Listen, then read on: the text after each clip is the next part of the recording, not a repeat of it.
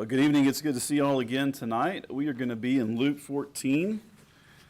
If you would take out a Bible and be turning to Luke 14. We're starting the next to last category in our parable series, at least as we have them listed for this particular study, and those are parables of self-righteousness and humility. So this is the first of 4 or 5 in that category. I can't remember before we get to the last section. So we started this study not last December, but December of 2024. So a little more than a year ago, and we are nearing the end. It was part of our overall theme beginning in 25 of focusing on the teaching of Jesus and his example. And it's been a great series to serve that purpose. So what our focus will be this year, I'm not sure. Look forward to hearing your thoughts, and that'll be forthcoming. But let's focus on Luke 14. Luke 14 tonight. So we can see the context if you just start out in verse 1 there. This is the setting in which this parable is told. It happened when he went into the house of one of the leaders of the Pharisees on the Sabbath and ate bread. They were watching him closely. So it's another social setting, but maybe not quite as casual of a gathering as maybe we would think in our time. And it's very public, obviously. And being in the house of a Pharisee, almost every aspect of their lives was meant to somehow manifest their religiosity. Remember the links of their garments and their tassels and the phylacteries that they wrapped around and the prayers in public and so on and so forth. So this would be another setting in which that standing would be on display. And that's what we find here in verse 7, right? Jesus notices what people are arranging themselves, right? They're taking chief seats. And so where you chose to sit said something about who you were or who you believed yourself to be. So it's, these seats were not assigned, they were chosen. And as Jesus watches the guests behave in this way, choosing these places of honor, he tells this parable. As it says in verse 7, he's observing this hunger for recognition, and this is in response to that. So what follows is a parable about pride and about who has the authority to assign honor in the kingdom. And he uses this banquet to hold up a mirror so we can see ourselves as he sees us. And this sets the tone for everything that follows in this chapter, where some parables we've already discussed. The parable of the dinner, again, where you have this reversal of roles, right? The guests who were assumed would be willing to come or not, and actually excluded purposely, and those who were least in society are elevated to a position.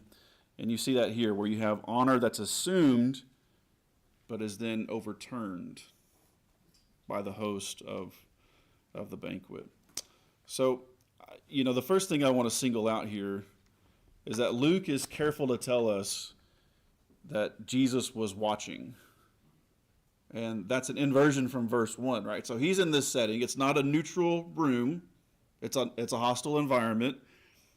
He's in a hostile setting. They're scrutinizing him. They're watching him closely. So what is he going to do? And what was one of their favorite cudgels they beat on people with? It was the Sabbath, right? Or the misuse of the Sabbath according to their traditions. And he goes straight for that, as he did on many occasions. And then we get this, again, point in verse 7 that Jesus is watching. So this is not the main get, obviously, but I think it's worth noting that the world may scrutinize and judge the Lord, but doesn't change who he is. He's the one watching. He's the knower of hearts. He is the one to whom all are answerable, and he speaks that way, and he addresses that. He's unmoved by all the eyes on him, and he addresses their behavior directly. And Luke doesn't say that one man chose a prominent seat. He says they we're picking out the places of honor. And that should come as no surprise, right? We put other passages together along with this. Matthew 23, they do all their deeds to be noticed by men, Jesus says of the same group. They broaden their phylacteries, they lengthen the tassels of their garments. So this is a different moment, obviously, than Matthew 23, but it's the same disease. Right? It's just another manifestation of this same problem. And in Luke 11, if you go back a couple of pages, Jesus says in verse 43, "Woe to you Pharisees, you love the chief seats in the synagogues and respectful greetings in the marketplaces." So wherever they went, whatever setting we're talking about, they wanted to be numero uno, and they wanted that visibility. They wanted people to know, right? And that, of course, spilled on to everyone else. They wanted that recognition. And notice no one hesitates. Right? There's no, perhaps I should wait, see what's going to happen. And that tells us something important about pride, I think, because it's another illustration of how it blinds us. Under the influence of pride, there's no hesitation. That desire to be visible, to be recognized, to feel important seems right. It seems natural, right? In other words, if I'm proud, I'm not usually thinking, I want glory. What's happening here? What they're thinking is, well, this seat makes perfect sense. This is where I belong. This is right. I belong here. I've earned this. It assumes a position, whereas humility does not. And this is what Jesus sees unfolding at the table. And this is what they live for, right? Glory from one another, which on another occasion reveals it competes with glory sought from God. John 12:43, they love the approval of men rather than the approval of God. John 5:44, Jesus says, "How can you believe when you receive glory from one another and you do not seek the glory that is from the one and only God?" So this prideful craving for human honor in any form, in any setting, Jesus says that undermines faith itself. He says, how can you believe if this is what you're all about? So he's not interested in embarrassing somebody socially. That's not the point. What he's concerned with is this spiritual flaw that he knows if we leave unchecked, it's always going to end the same way. Proverbs 29:23, a man's pride will bring him low, but a humble spirit will obtain honor. And you see that on display here. Pride rises, it always falls. And self-exaltation always backfires in the kingdom. So verses 8 and 9, when you're invited by someone to a wedding feast, don't take the place of honor, for someone more distinguished than you may have been invited by him. And he who invited you both will come and say to you, give your place to this man, and then in disgrace you will proceed to occupy the last place. So there's some assumptions that are being made here. That's another telltale sign of pride, self-exaltation. It's presumptuous. Why is it presumptuous? What's happening here? What does the first man assume? Well, he assumes he knows who's all there. He knows who's been invited. He assumes that he knows how the host is going to rank everyone. He assumes he knows where he belongs. But in Jesus' illustration, there's someone more distinguished. And there is the danger. The warning sign and symptom of self-exaltation. It's not merely arrogance, but there's this presumption buried in it as well. It acts as though we possess knowledge and we possess standing and security that we do not. And self-exaltation invites public humiliation. Notice verse 9 again.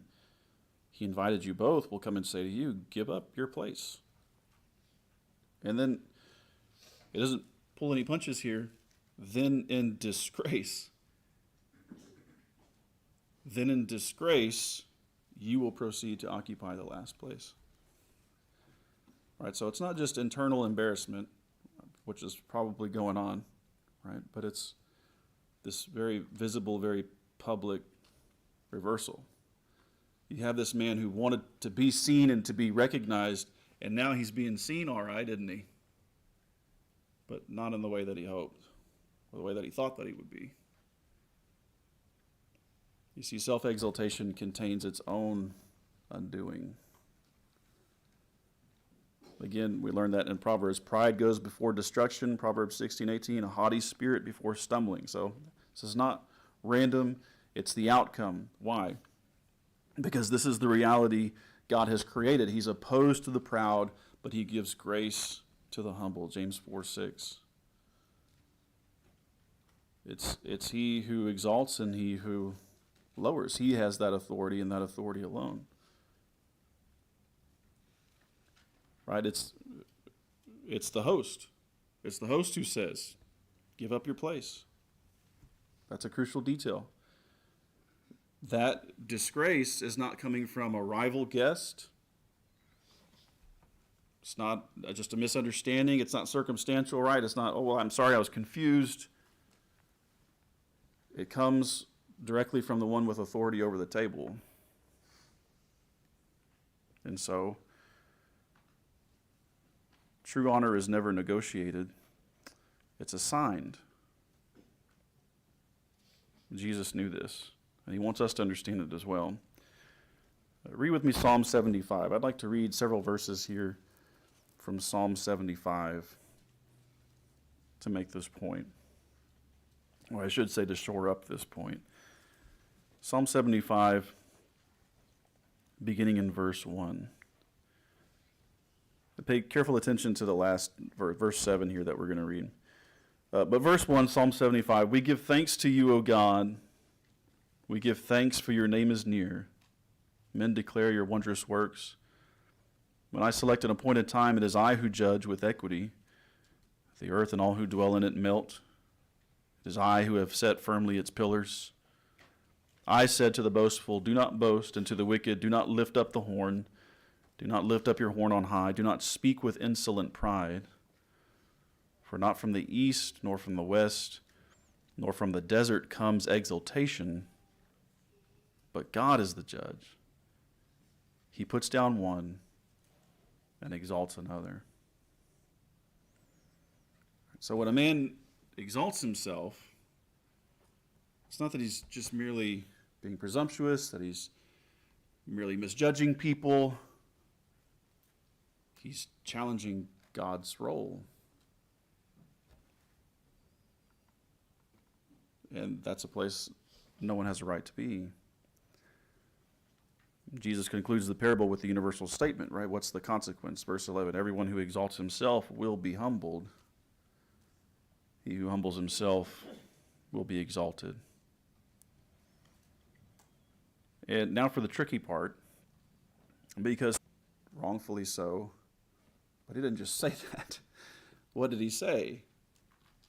Well, he masked it in the language of fairness and wisdom. All the people are holy. Why should Moses be the leader?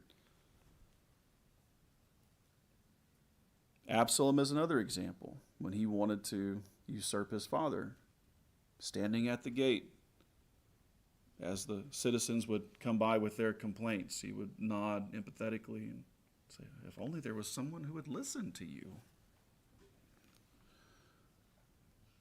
And we know what his motives were. So self-promote 5 and 6, that's who Jesus is speaking to. They do all their deeds to be noticed by men. So they broaden their phylacteries, lengthen the tassels of their garments. They love the place of honor. So what do you... But the motive is what? Verse 5. To be noticed by men. Right? And so that leads to this merit-based, prideful thinking that I've earned this spot. But Jesus never characterizes faithfulness that way. Real faithfulness, real service. It never entitles us to honor. That's still left in God's hands. Remember Luke 17:10, what he teaches there. a couple of pages over. Chapter 17, verse 10. So you too, when you do all the things which are commanded, you say, we are unworthy slaves. We have done only that which we ought to have done. So there's genuine service, faithfulness to the master, but it doesn't entitle them to anything. The honor is still left in God's hands.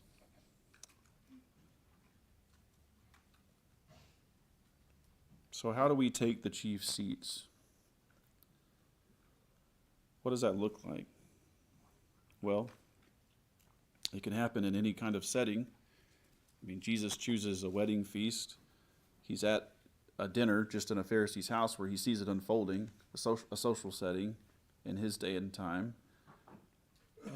But really in almost any context, right? I mean, we can be very proficient, again, at using anything as a vehicle to feed our ego and pride. But just so some very broad strokes then, when we assume recognition instead of receiving it. Or we push ourselves forward instead of being called forward. Or we resent being overlooked. We're offended by obscurity. We want to explain why we belong where we are. Now, if you want a vivid illustration of that, it's in a parable we've already considered just one page over in chapter 15. That's the older brother in the parable of the prodigal son. You remember his reaction in verse 28. The son who was lost and is found, who has repented, he's home, and there's the great feast that is thrown for him, and he's given the precious ring and the garment. And what is his brother's reaction? Well, he's standing outside with his arms crossed, listening to the music that he believes should be for him. In all my years, I've served you. You've never given me so much as a goat to celebrate with my friends. He became angry and was not willing to go in, and his father came out and began pleading with him. You see, his self-exaltation was challenged. His pride was challenged, and that was deeply offensive to him. I deserve to be recognized. I deserve this celebration. But that's not what the father chose.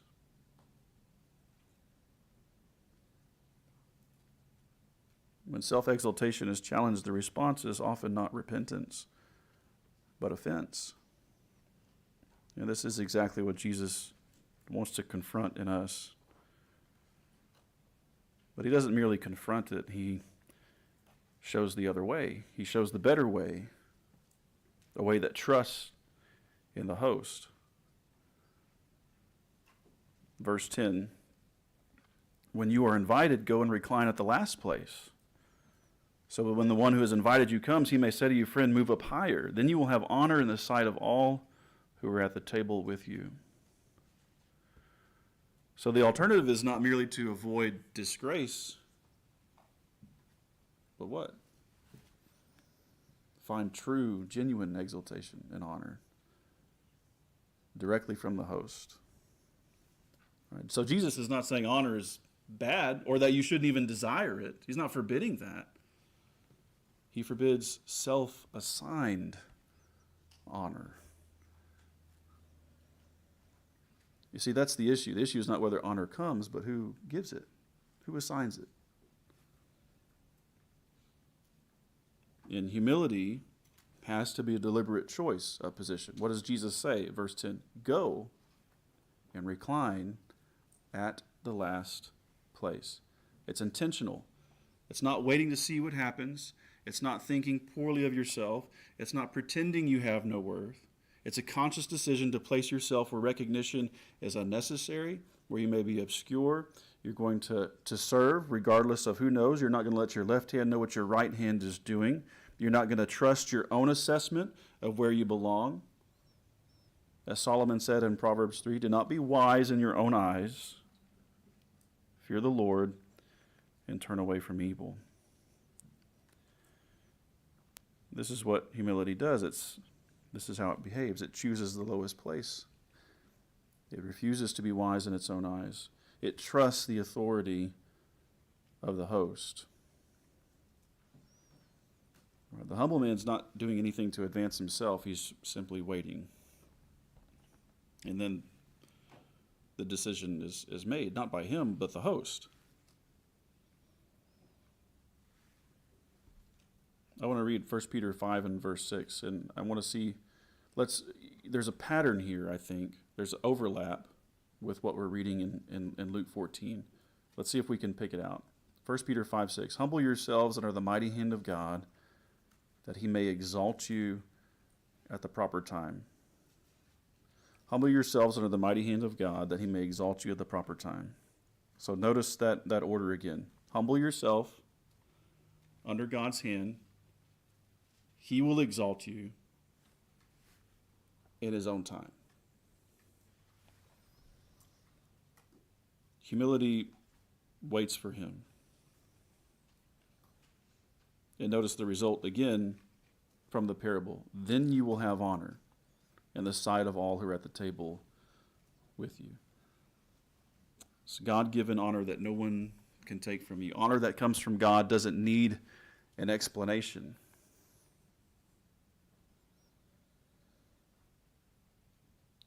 Another reading from 1 Peter chapter 1, verses 6 and 7.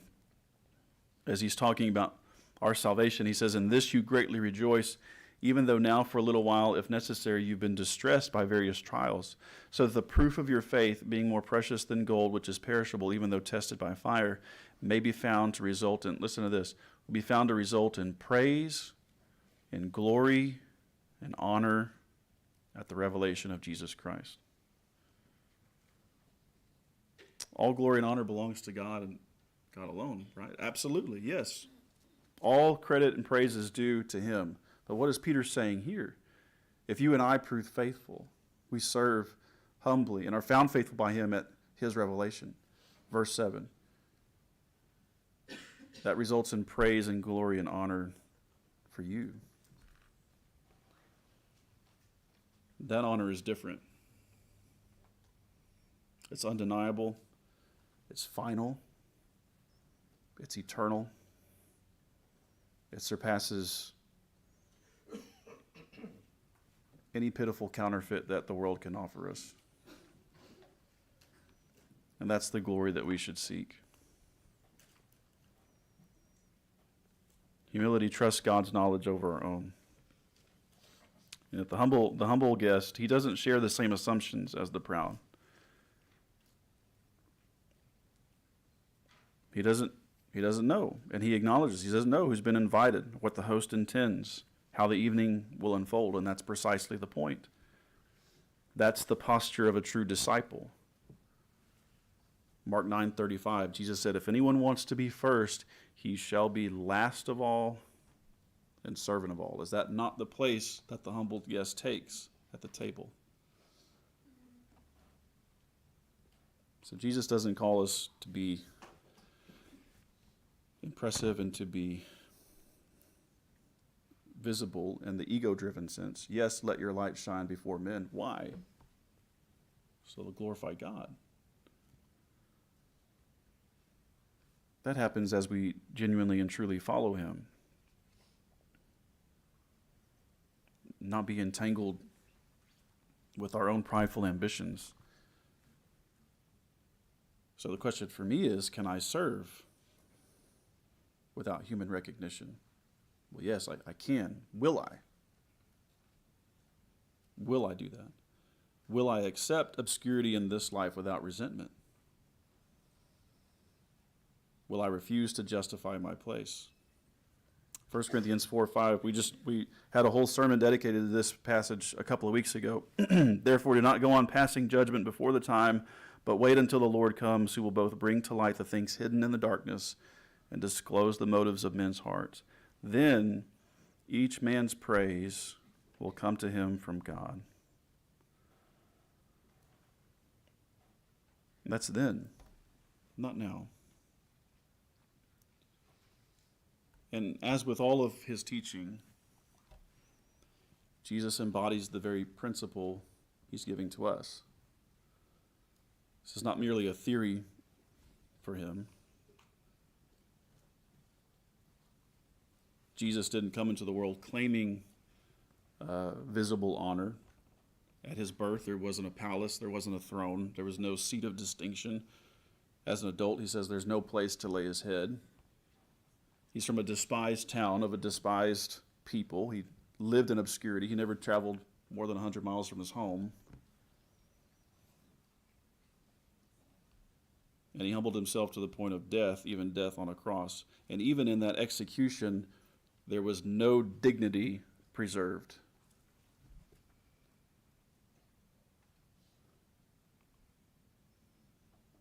From beginning to end, he took the lowest place.